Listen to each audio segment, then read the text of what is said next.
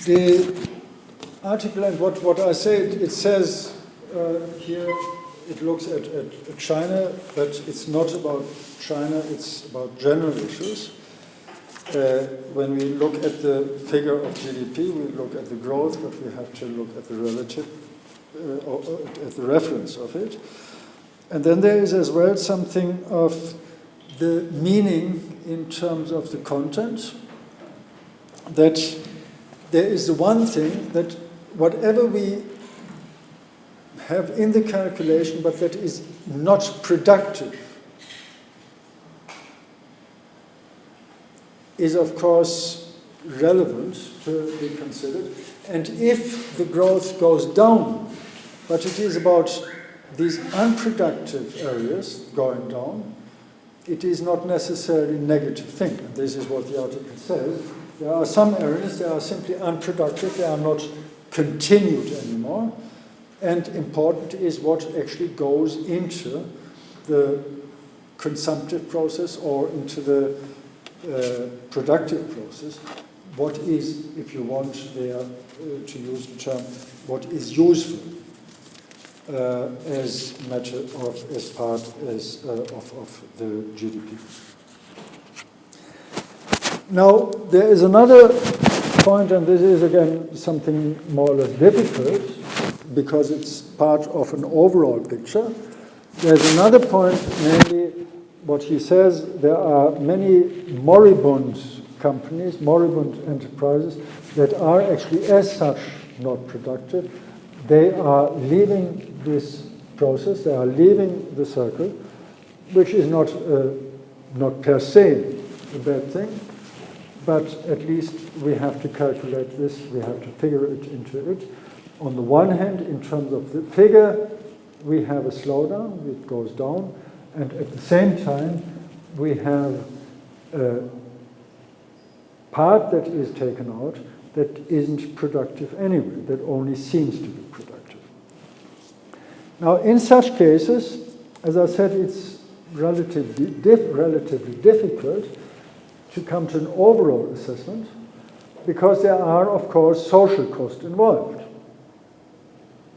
People who had been employed, even if not productive, really, or not profitably productive, they have been employed and they lose their job. Do they find an alternative? Or are they simply unemployed? What happens if they are unemployed? Do they get any kind of benefits? Or do they depend on charity, on their families, or anything else like this? That's why I say it's kind of difficult to look at, to come to to clear assessment. In a way, a different version of these moribund companies, especially then of course SOEs, is what is called non-paying loans.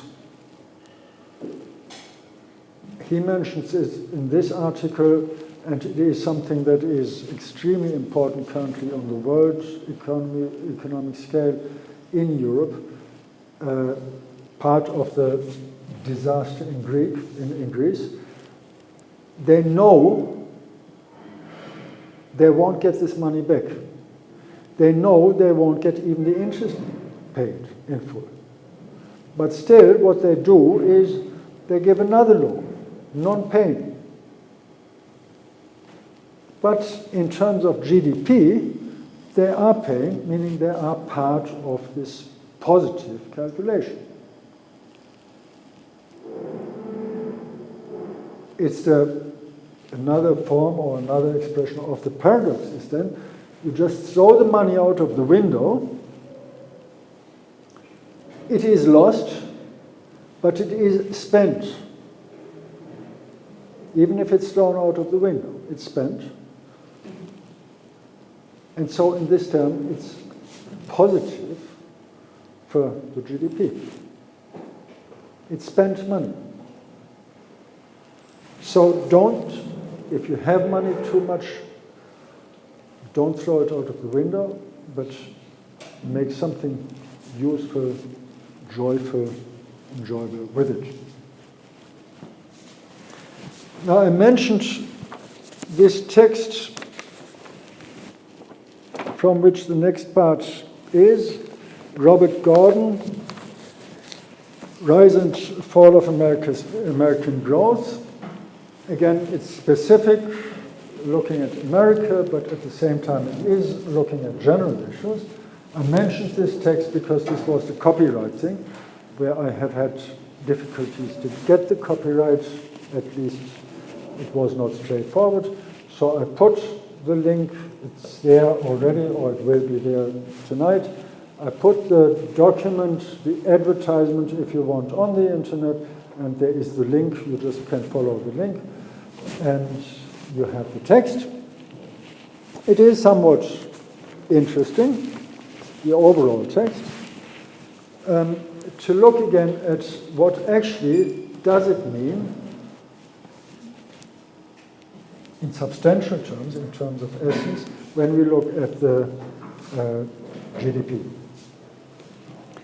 So, again, something in different ways we mentioned it. We looked a while back at the washing machine. And basically what this is about, or one important part what it is about, is what or which time, how much time do we need to avail of a certain product.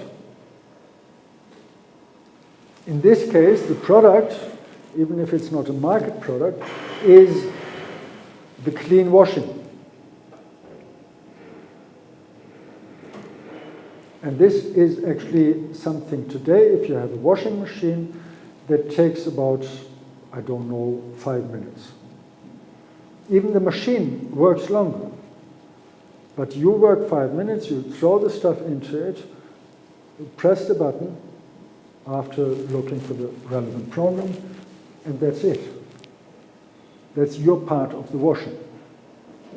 Before you had been standing for hours there and hand washing stuff. You had to get the water there. It's all part of the washing machine, pushing the button. So in this way, the time we actually need with our own engagement to avail of the product is diminishing. It's getting smaller, it's getting less.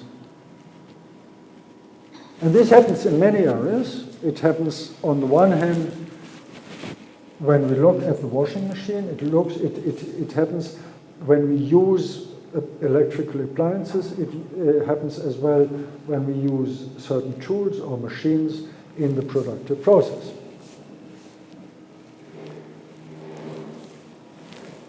If we look at computers today, they are much faster. We can work with them in a much more convenient way. Even if we sometimes think this is not the case.